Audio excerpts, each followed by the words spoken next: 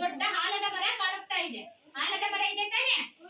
ಆ ಮರದ ಕೆಳಗೆ ರಾಮ ಅಂತಕ್ಕಂಥವನು ವಿಶ್ರಾಂತಿ ತಗೊಳ್ಳೋದಕ್ಕೋಸ್ಕರ ಅಲ್ಲಿ ಕೂತ್ಕೊಂಡಿದ್ದಾನೆ. ಕಾಣಿಸ್ತಾ ಇದೆ ಚಿತ್ರ? ಆ ಮರದ ಕೆಳಗೆ ಕೂತಿರ್ಬೇಕಾದ್ರೆ ಅವನು ಹಿಂಗೆ ಕತ್ತಿ ಎತ್ತಿ ನೋಡ್ತಾನೆ. ಮರದ ಮೇಲೆ ಚಿಕ್ಕ ಚಿಕ್ಕ ಹಣ್ಣುಗಳು ಇರ್ತವೆ, ಆಲದ ಹಣ್ಣುಗಳು. ಕಾಣಿಸ್ತಾ ಇದೆ ನೋಡಿ, ಹಣ್ಣುಗಳಿದಾವಲ್ಲಿ. ಅವಾಗ ಅವನು ಯೋಚನೆ ಮಾಡ್ತಾನೆ, ಎಷ್ಟು ದೊಡ್ಡ ಮರದಲ್ಲಿ ಇಷ್ಟು ಚಿಕ್ಕ ಚಿಕ್ಕ ಹಣ್ಣುಗಳನ್ನ ಇಟ್ಟಿದ್ದಾನೆ ದೇವರು. ಆಮೇಲೆ ಅವ್ನು ಕೂತಿರ್ತಕ್ಕಂಥ ಪಕ್ಕದಲ್ಲಿ ಒಂದು ಕುಂಬಳ ಬಳ್ಳಿ ಇರುತ್ತೆ. ಕುಂಬಳ ಬಳ್ಳಿ ಚಿಕ್ಕದು, ಆದ್ರೆ ಹಣ್ಣು ಕುಂಬಳಕಾಯಿ ದೊಡ್ಡದು. ಅವಾಗ ಅವನು ಹೇಳ್ತಾನೆ, ದೇವರು ಎಂತ ದಡ್ಡ ಇರಬಹುದು, ದೊಡ್ಡ ಮರದಲ್ಲಿ ಚಿಕ್ಕ ಹಣ್ಣುಗಳನ್ನ ಇಟ್ಟಿದ್ದಾನೆ, ಚಿಕ್ಕ ಬಳ್ಳಿನಲ್ಲಿ ದೊಡ್ಡ ಹಣ್ಣು ಇಟ್ಟಿದ್ದಾನೆ. ಅದಕ್ಕೆ ದೇವರು ದಡ್ಡ, ಸೃಷ್ಟಿನ ಸರಿಯಾಗಿ ಮಾಡಿಲ್ಲ ಅಂತ ಅವನ್ ಮನಸ್ನಾಗ ಅವನೇ ಹೇಳ್ಕೊಳ್ತಾನೆ. ಯಾರು? ಏನ್ರಿ? ರಾಮ.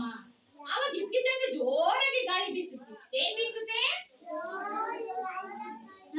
ಜೋರಾಗಿ ಗಾಳಿ ಬೀಸಿದಾಗ ಹಾಲದ ಮರದ ಮೇಲೆ ಹಣ್ಣುಗಳಿದ್ವಲ್ಲ ಅವೆಲ್ಲ ದಬ ದಬ ದಬ ಅಂತ ಅವ್ನ ಮೇಲೆ ಬಿದ್ದು ಬಿಡ್ತವೆ. ಯಾರ ಮೇಲೆ ಬೀಳ್ತವೆ? ಅವನ ಹೆಸರೇನು?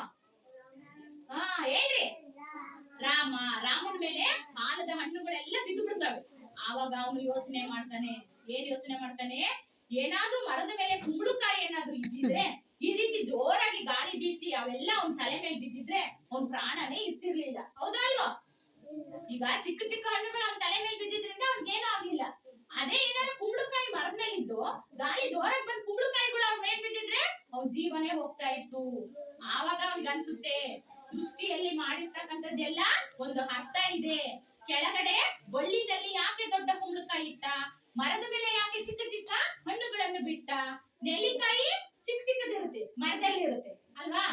ಆದ್ರೆ ಕುಂಬಳಕಾಯಿ, ಸೋರೆಕಾಯಿ ಇವೆಲ್ಲ ಬಳ್ಳಿನಲ್ಲಿ ಇರ್ತವೆ. ಆಮೇಲೆ ಗಿಡ, ಸಣ್ಣ ಸಣ್ಣ ಗಿಡ, ಮೆಣಸಿನಕಾಯಿ, ಟೊಮೊಟೊ, ಬದನೆಕಾಯಿ ಇವೆಲ್ಲ ಗಿಡದಲ್ಲಿ ಇರ್ತವೆ. ಅವೆಲ್ಲ ಕೂಡ ಒಂದು ಅರ್ಥ ಇದೆ. ದೇವರು ಮಾಡಿರೋದು, ಸೃಷ್ಟಿ ಮಾಡಿರೋದು, ಸೃಷ್ಟಿಯಲ್ಲಿರೋದು ಕೂಡ ಎಲ್ಲ ಒಂದೊಂದು ಅರ್ಥ ಇದೆ. ಹೌದಾ ಇಲ್ಲ? ಆದ್ರೆ ಅವನೇ ಅದನ್ನ ತಪ್ಪಾಗಿ ತಿಳ್ಕೊಂಡಿದ್ದ. ಅದಕ್ಕೆ ಯಾವತ್ತು ಸೃಷ್ಟಿನಲ್ಲಿ ನಾವು ತಪ್ಪಾಗಿ ತಿಳ್ಕೋಬಾರ್ದು. ಅರ್ಥ ಆಯ್ತಾ? ಗಿಡ ಯಾಕೆ, ಮರ ಯಾಕೆ, ಬಳ್ಳಿ ಯಾಕೆ ದೇವರು ಮಾಡಿದಾನೆ ಅನ್ನೋದು